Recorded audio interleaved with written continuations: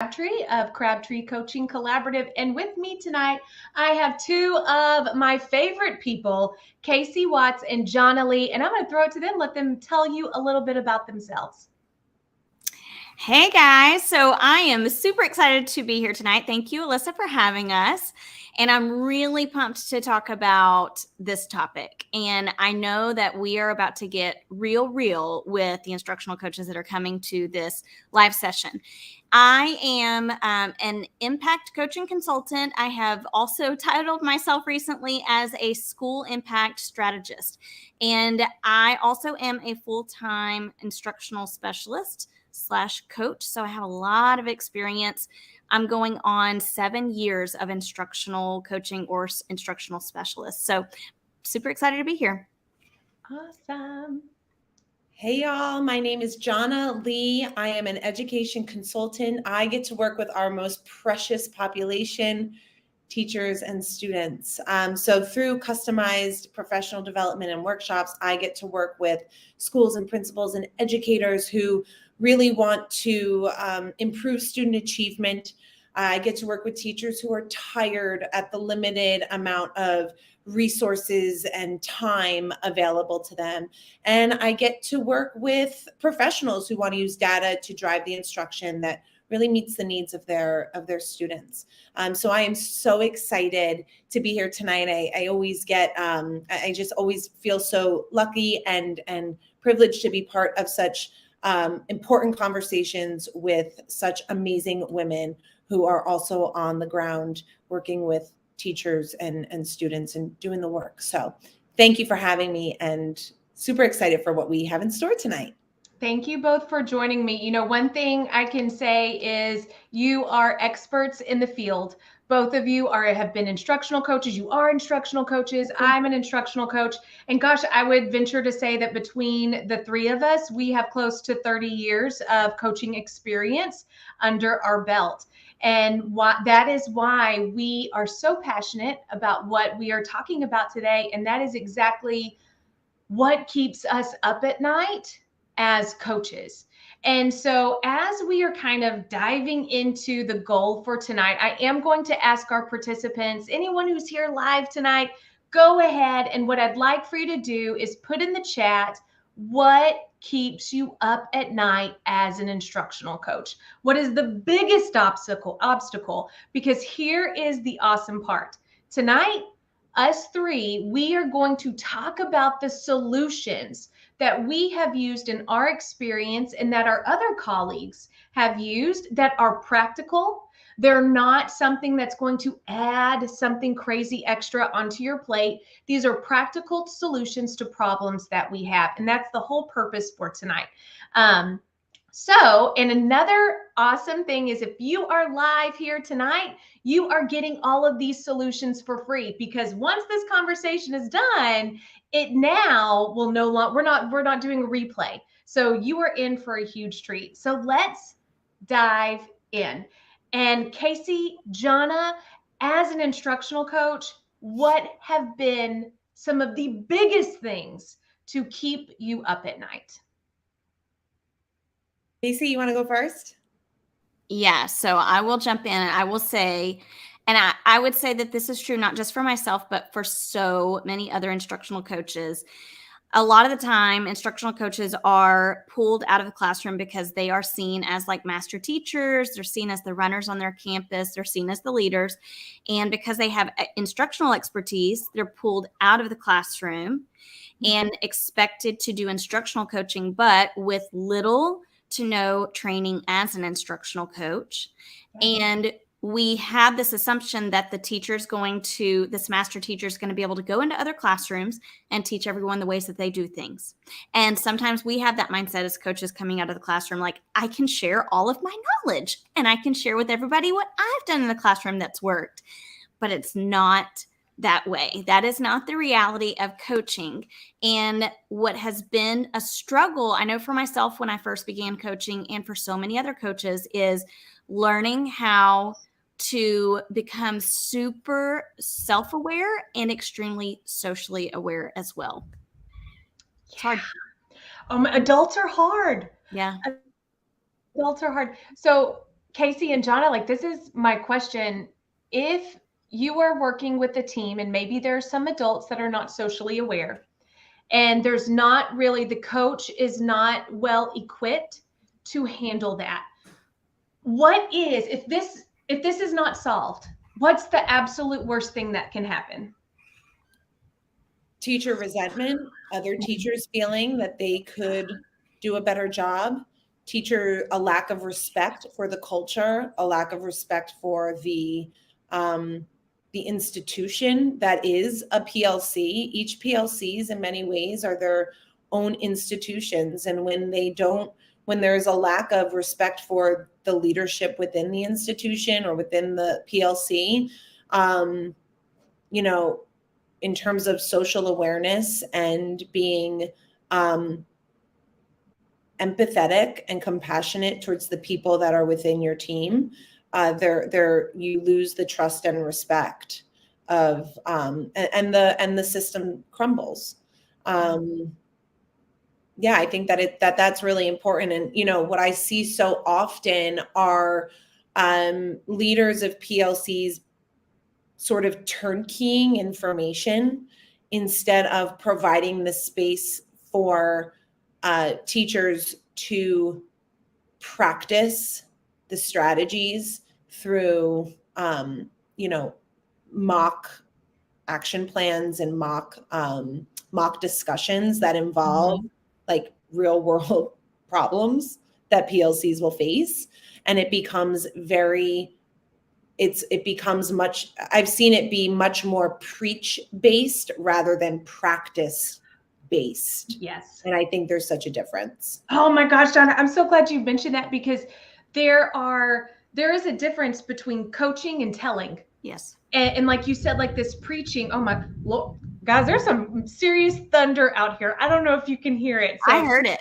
Disturbance. Heard the rumble. We got a thunderstorm coming.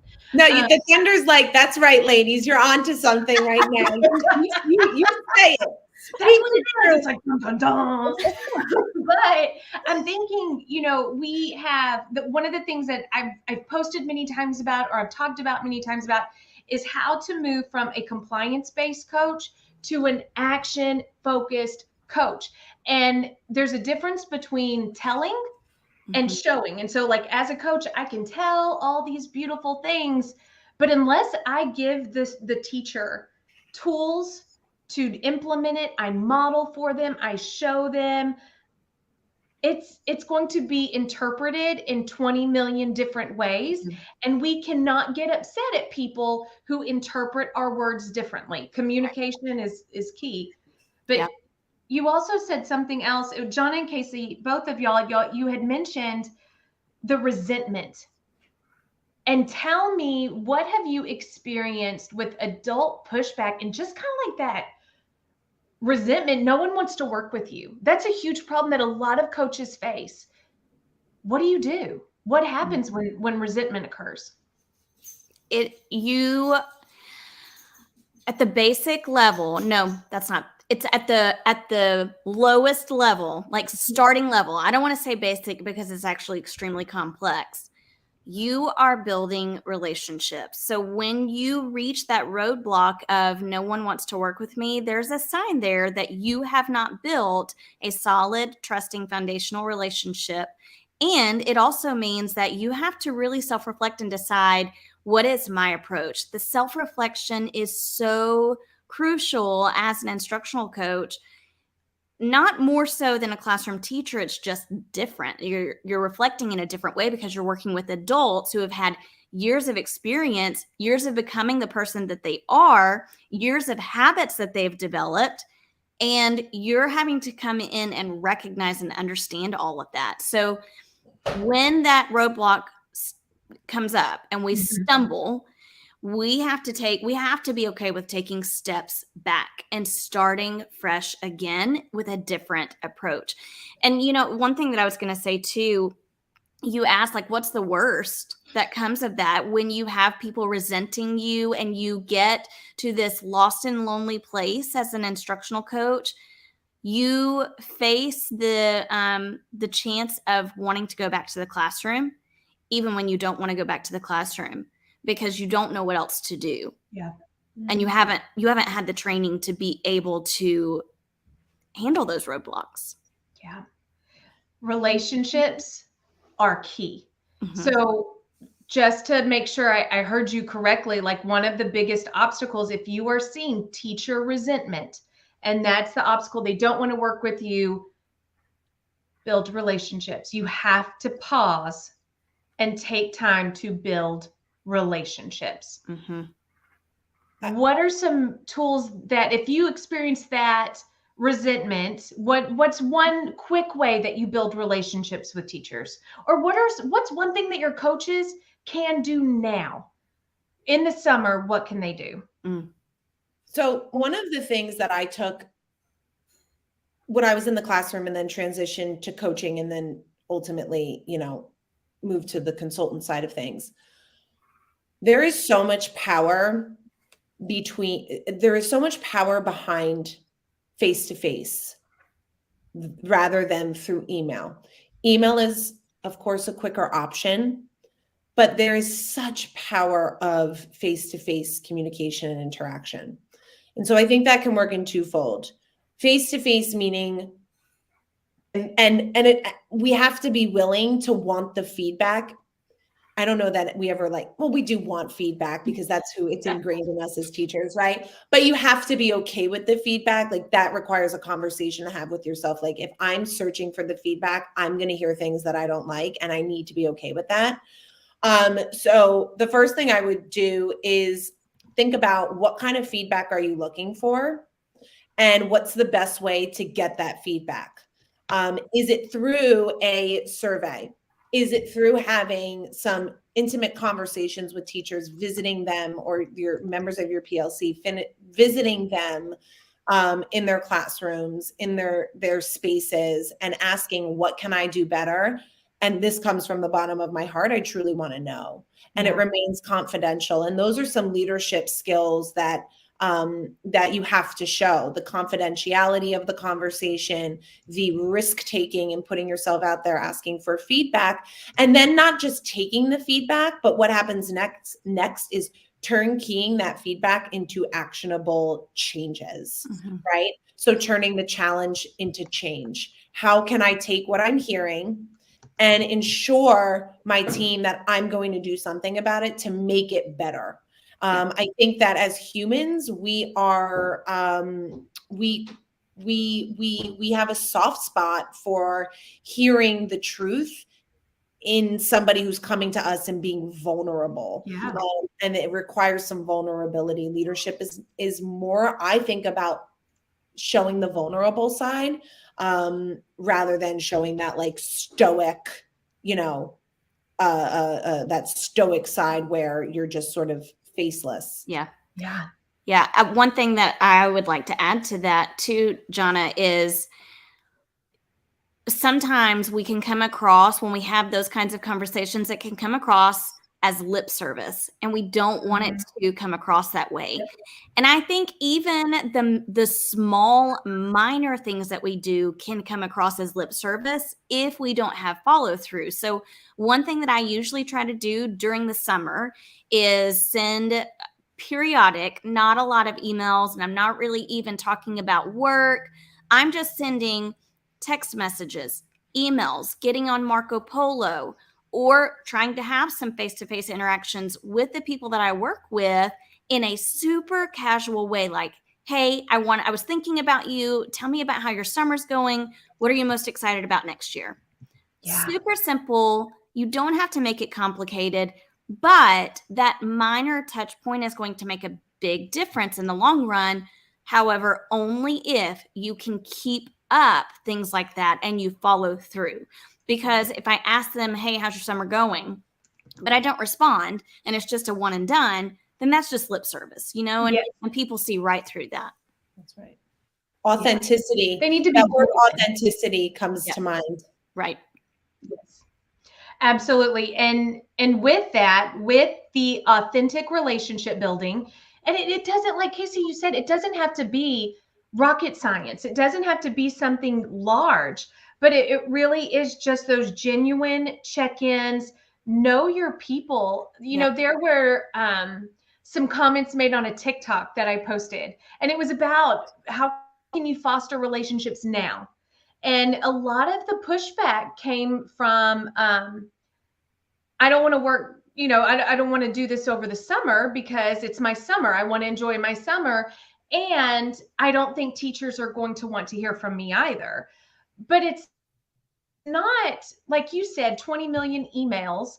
I would be thrilled if my coach texted me and just said, hey, I heard Everly had a dance recital. How'd it go? Yeah. Like just those genuine pieces. It does not have to take a lot of time. It's not work, but I guarantee you it will go a long way. And if not, your job then, that question of what's the worst thing that could happen if you don't find a solution and you don't build relationships. Everyone, I'm going to tell you now, I have seen instructional coaches be used for substituting and lunch duty and all the things that maybe assistant principals didn't want to do or handle or something. And it was because the coach was not able to coach for several reasons. And one of them being teachers didn't want their business. Mm-hmm. So if you want to coach and genuinely coach, you have to foster those relationships. Yep. It's just a part of the process. It is. And it can't, I hear a lot of people say, well, I don't like that fluffy stuff. It doesn't have to be fluffy. No. It does not have to be fluffy. No. So tell me something else. What is another problem that keeps you both up at night with instructional coaching? I mean, something that keeps me up at night with instructional coaching is when I have a teacher who is invested in what they're doing and they're really trying their hardest, but the needle is just not being moved. There's just, it's like they're just not getting it. Yeah. And it's so hard it's like I spend a lot of my energy trying to craft a way. I question what I'm doing because I it's like, well, this person is really trying their hardest. So when it's like, it's not the teacher that's like, well, I don't have to do this. It's the teacher who's like, I'm doing this, but there's just not movement. Yeah. And that's something that I think, we don't talk enough about, but it does exist in teachers. You've got teachers who really want to be the best instructional coaches they can be, and they do the things you tell them to do. But for whatever reason, it's just, there's like a disconnect. Mm-hmm. It's like, they're just not fulfilling or it's just not, the needle's not being moved. And that can be, that requires some deep soul searching for myself, because it's kind of like, okay, so now what is the disconnect here between what conversations and the action steps that we are collaborating over and discussing over, and then when I leave, these things are not translating the way they need to be translated. Right. Yeah. And here's because I already have this answer in my head, but what's the absolute worst thing that could happen if this is not solved? What happens with the teacher and the coach relationship? I mean, what I see is for myself, a sense of defeat. And for a teacher, a sense of I don't want to say disrespect, but a sense of just the teacher isn't moving as well. And that means students aren't moving in their learning, right? It's like everyone's just sort of at a standstill. It becomes something where there's a lack of movement, and the instructional coach feels that they're doing their best. The teacher feels like I'm not really progressing here. And it can be difficult for a real trusting relationship to be formed because there's no movement being made. Yeah. Or what were you going to say, Alissa? You said you had something in mind. Your answer. My thing was, I just kept thinking of there's two things that I'm picturing. and you hit on one of them, is the coach and the teacher both just getting down on themselves and feeling like Casey had mentioned earlier, sometimes coaches they just want to go back to the classroom because they're like, I fail. And the teacher feeling the same way. And we never want our teachers to feel like they're failing. Right. We never want that. But something else, and I've seen it happen before, is a moment of distrust between the coach and the teacher. Yes. And because sometimes the coach is like, well, you're not doing what you should have said you were going to be doing while I was gone. And then the teacher saying, well, what you told me to do isn't working. Yeah. And that can be very disheartening. Yeah. Have y'all ever experienced that personally? Yes, 100%. And I have heard teachers share or say, well, maybe it worked for someone else, but it's not going to work for either me, or it's not going to work for my students. And it's almost like you get to a point where you're feeling defeated. Both of you are feeling defeated, but that defeat turns not only into distrust, but it also turns into us just giving up on something and moving forward. Yeah. So here's the $1 million question. And so anyone watching this, like this is gold right here. What do you do? Teacher's not moving the needle. You have tried several strategies. What do you do? Okay. So I think there are a couple of different options. I'm really curious to hear what you have to say, Alissa, to this. So I'm going to throw out just one option. One option that I have utilized is to just take a break and pause and then take a step back. I know I keep saying step back, but it's so true. There's a lot of stepping back and reflecting in instructional coaching. But you may have to take a pause, step back, and have some deep reflection time with the teacher to rebuild trust and to get to a deeper root issue that maybe neither of you are seeing. And it could also mean that you say, you know what? I can tell we're both kind of having a hard time with this. What else could be a focus that we put our time and effort into that would support this so that we can approach this later? Yes. So, and I think it's really important to be vulnerable in that moment too, and reflect and think, okay, what is it that I am doing that is causing us not to move forward?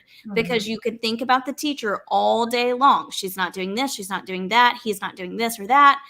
And that's why they're not moving forward. But you're making assumptions instead of self-reflecting. And it can help you to reflect on yourself and not place blame. And it can help to set a new target or goal and rebuild that relationship. Yeah. You know, one thing I've experienced this a lot. Like this isn't not just a one-time deal. And everyone has been unique in the reason for the movement not to take place.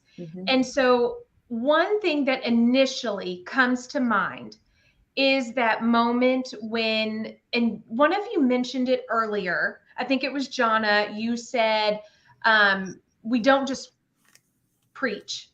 Like you can't just do a lot of preaching. There actually has to be the action. And so if I want a teacher to move the needle while I am away, I have to equip them with the tools to use while I'm gone. So one of my favorite things, and I swear it needs to go on my tombstone, is checklist. And I think so many people get annoyed when I say it over and over again, but it's so true. If you are doing a strategy and we have worked on it, here's a checklist to foster independence. But if there is a deeper issue, Casey, I love that you said we need permission to pause and see if there is a deeper root issue at hand. And then I would even venture to say, what habits has the teacher developed? Like, let's focus not necessarily just on a strategy, like just implementing that Kagan strategy, or that, let's teach like a pirate, we're looking at all those different, let's actually go into the habits that the teacher has developed. And maybe we center our goal on that. Like that could be very powerful. Yeah. What are y'all's thoughts? Jonna, what do you think? Yeah, I mean, I'm a big believer in teachers being equipped with, I feel that so often in moments of challenge, just in education in general, there is the understanding of like, okay, well, let's add more, like let's give them more resources and let's give them more materials. And let's share more information on how to fix it, rather than, it's like instructional coaches and their teams don't need more information necessarily. Sometimes it's just they need to see how. And I always think about, like, if we do it for our students, why not also do it for our teachers? Like, why does it have to change? Why do we have to recreate the way we do things? Why do we always have to think about, well, I've got to change it, I've got to do more because now we're dealing with adults? Like, yes, that's true to an extent. Like, adults are obviously developmentally, we hope, more mature than children, right? But there's still that piece of like instructional coaches and their teachers needing to see the language, hear the language used, right? See the action happen, feel the feelings associated with all of that, and be part of the tangibility, if that's a word, that comes with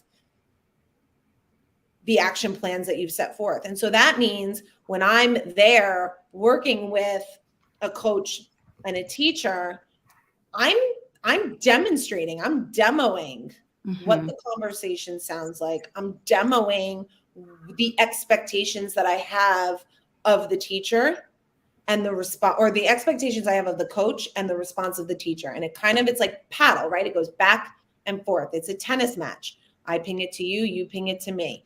And we're kind of throwing this hot potato back, and we're all taking turns in modeling. I'm modeling what that looks like and sounds like. Right. Teachers crave to know how. They just want to know, show me how. So let's give it to them.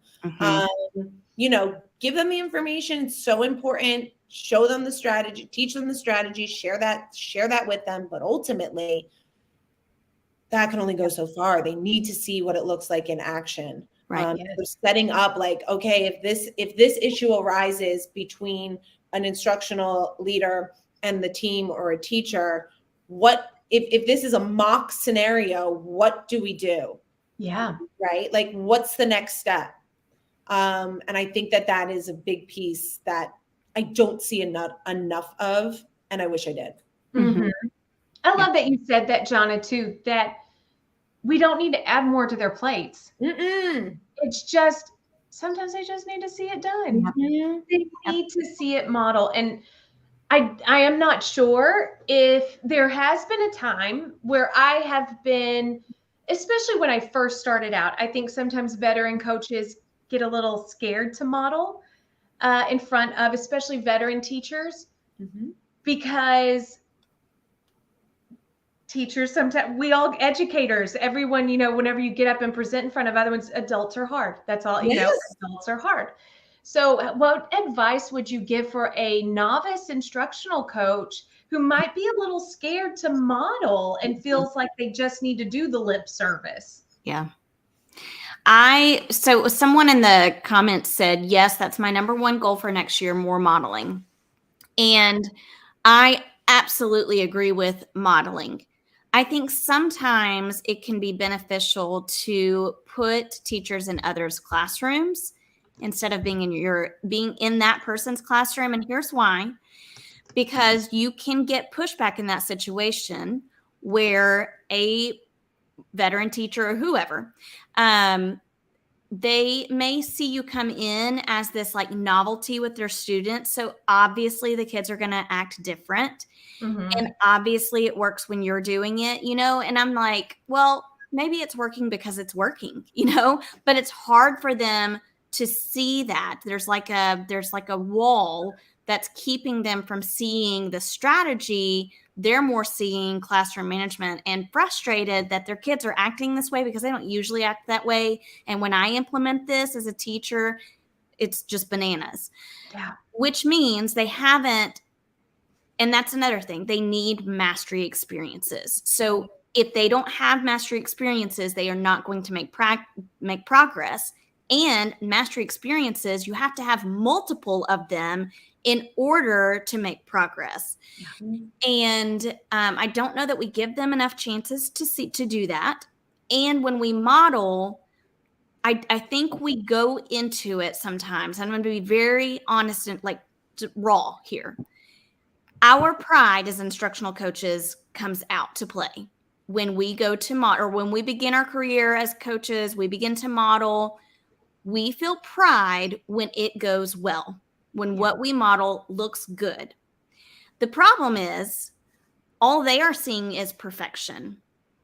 So if they can go into others' classrooms, they can see more of a reality, and they can feel a sense of belonging, because this teacher and next door is dealing with the same things that I'm dealing with.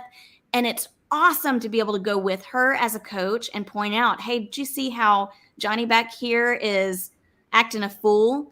And she's struggling with the same things that you're struggling. Let's talk about what you might do in this situation. Let's talk about how she's handling that situation. What would you do similarly, differently? I could go on, but yes, modeling is so important. But I think we have to be really mindful about how we're modeling, when we're modeling, what we're modeling, and who is doing the modeling.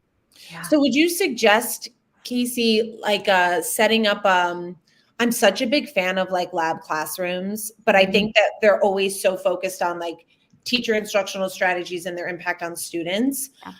I envision a framework of lab classrooms solely focused on teacher to teacher, like impact of instruction coming from the coach and seeing that within teacher instruction. Yeah. And I think that also kind of opens up opportunity for some data collection around all of this to also see what's working, what's not working, what strategies are great between us and which ones are not. And when you create, and that data can come from, doesn't have to come from principals giving observations, doesn't just have to come from principals giving observations, but it can also come from teachers being in other teachers' classrooms and seeing how certain instructional strategies that their coaches have, introduced to them are working or, not working. Yeah.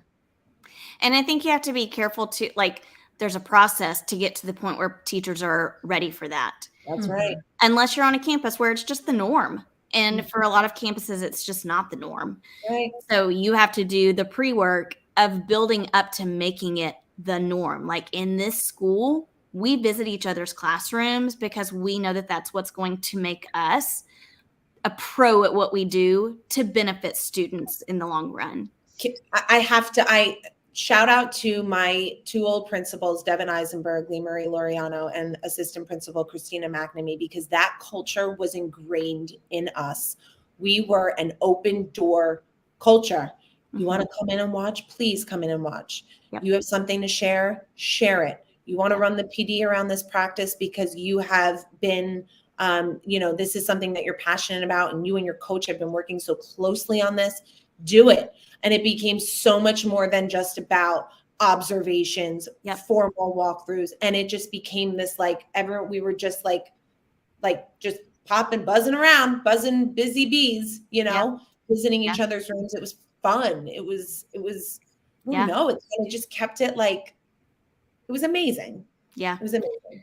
I don't want to keep going on, Alissa, but I want to respond to that. If that's okay. Okay. Two things. So I see instructional coaches as like the connector between teachers. So as an instructional coach, I have to do the deep work of connecting this teacher to other teachers because number one, that's building collective efficacy. Number two, that's going to improve your PLCs. Number three, that's just good practice, right? And that is going to improve the culture of your school.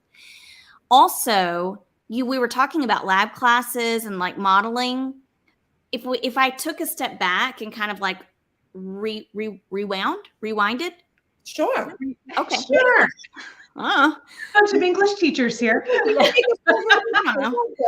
Yeah. if I was to go back in the conversation, I would absolutely say, or wish I would have said, that we need to go to micro pieces of the instructional practices that we're modeling. So while I might model something, I just want the teacher to focus on one tiny habit or practice. That's it. That's all we're focused on. So those were just a couple of things I wanted to throw in there that were on my mind. I'm so glad you brought that up, because I will often see instructional walks being done where there's not necessarily a narrow lens. Right. And so everyone goes in like, oh, I saw this. This was awesome. This was awesome. This was awesome. Yeah. And that's beautiful. But the reality of being able to implement all those things is not real. Right. So going in micro focused, and I love that phrase. Yeah. I do have one last problem that I want to talk about tonight, because we've touched on it a little bit, but I have seen, like, I've talked to coaches, especially this year, and they're just like, I dread waking up in the morning, because not waking up in the morning, but like going to work in the morning. That sounded bad. I dread going to work in the morning, because I know I'm going to have to worry about everyone's sub coverage. And the first period sub coverage, I know I'm going to have to cover this person's class. I know I'm going to have to do this. And so the problems with instructional coaches not being seen as instructional coaches, have you ever experienced that? What was the result of that? And how did you fix it? I am grateful I've never had that experience. I know I am just grateful every day, because I'm like, how did I not have that experience? Because so many people do. In my opinion, I think it goes back to clarifying what your role is with not just teachers, but instructional leaders. Because if you are being pulled again and again for subs or to sub, then people don't understand your role. They don't understand the impact of your role. And it's time to start from ground zero and build clarity around your role. I've seen that happen with two types of teachers: instructional leaders, instructional coaches, and special education teachers. Yep. And when I've seen that, there's only so much that can be done within the year, like in terms of, changing that, because ultimately, in my experience, those decisions come from the principal or leadership, campus leadership, district leadership.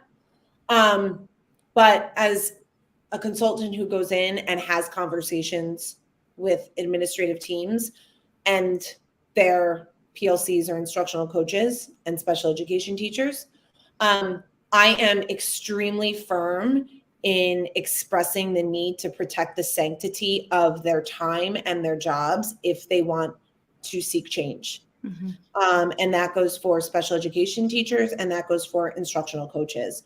And I also, so in addition to having conversations with administrative leadership, I'm also having conversations with the teachers themselves about their need to express the importance of protecting the sanctity of their positions, their time, and their roles and responsibilities.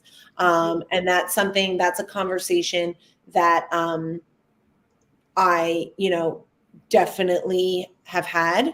I think it's more difficult for teachers in those positions, those coaches and special ed teachers, to have those difficult conversations with leadership. But I've spent time helping craft those conversations so that, everyone's on the same page, because ultimately it's impacting students. Well, and I've seen it happen to several coaches, and even just a lot of my colleagues who are coaches at other campuses, and I would be talking to them. And what is so, I feel like I get so frustrated for them because of what's happening. And what makes me angry is I'm like, campuses, administration, Your tier 1 is struggling because you are not utilizing one of the most valuable resources on your campus, and you're using them for quick band-aids. But if you used your coach the way that they were supposed to be utilized, a lot of your issues would go away. So, I mean, it takes more time, but a lot of your issues would go away. So my urge to administration would be to partner with your coach and clarify what a coach is and what it is not, Yep. and present that to the whole staff, not in an email, That's Right. right. to the whole staff. And you continue to send that message. Yes. Yep. Yes. Okay, so ladies, I want to show up my banner real quick because I kind of want to recap our conversation. And so there are 5 things that we talked about tonight that we really can do to practically, I guess in a practical way, solve a lot of these issues and obstacles for our instructional coaches. Number 1, foster those relationships. Number 2, permission to pause. You don't have to go coaching cycle to try to get a teacher there. Model, observe other teachers, and then finally clarifying the role that you have. Would you add anything else, ladies? Anything that you want to tell our audience tonight? Man, that list says it all. Like, I literally, this is amazing. And I know that eventually you're going to be turning this into like a course, or, you know, I know that this is the route that you're going. I mean, the fact that we got to pull back the curtain and really dig into the honest truth about what it's like and the ways to overcome those challenges. yeah. These are just such practical. I'm just excited for everybody who got to hear it. I mean, this is so cool. I'm about to text y'all on the side and be like, I can't, and I'm so excited right now. This is amazing. And I did it. I was going to. Well, here's the good news. The good news is that these 5 things right here, because those of you who joined us live tonight, these 5 things, I'm actually going to go back and I'm going to create a resource for these things, for these 5 things. But here is the kicker. These will be added to my course. And my course is Launch Your Instructional Coaching Journey, that is open today. Classes start on June 16th. And this is for any coach and any administrator, no matter where you are in your journey. But it honestly helps clarify the role and provides those tools for instructional coaches to really excel next year. And you know what? Not have nightmares at night. This is going to help you sleep easy. I mean, I'm going to sound like the sham wow guy, but I guarantee it. Like, it has helped myself, the 3 of us have, you know, so much, a lot of these practical strategies, and we don't want to keep them to ourselves. We want to share these things. So again, if you purchase the course today, like, hey, I'm going to create these five resources, I'm going to send them to you. And so I put the link to the course inside the chat, but I'm also going to put it on a banner here. As we're waiting, are there any questions from our audience today? Or Casey, Jonna, anything else that you want to add? Yeah, I'm looking at comments to see. I'm not seeing questions, but a lot of people who are like, this is great information, because it is great information. One of the things that I don't want our audience to miss out on is how going through this kind of work, like through your course, Alissa, going through that kind of work is going to help you to want to go to work in the morning. It is going to want you, or make you want to learn more. And I know from experience, going through the deeper work of learning about how to be a person that is an instructional coach, it makes all the difference in the world. And it can make or break you as an instructional coach. It really can. I have been doing a lot of thinking recently about, you know, the best ways to connect with teachers during the summer when it's just like teachers are just so like woman, leave me alone, you know? And I think a big piece, yes, you have your teachers and your educators and your leadership teams that are like, we need a break, like, don't even want to touch it. But I think that the best part of resetting and recharging means reflecting and investing in yourself. And I think that the best times to do that, to reflect and invest, is when there's just the lack of stress from the other things that are going on in your life, aka your teaching and your classrooms. And personally, and in talking with other educators in the space, I was just having a conversation with someone the other day about just the power of sometimes most of the times your year, the following school year, will start off on a better foot if you are in touch emotionally in some capacity with the work.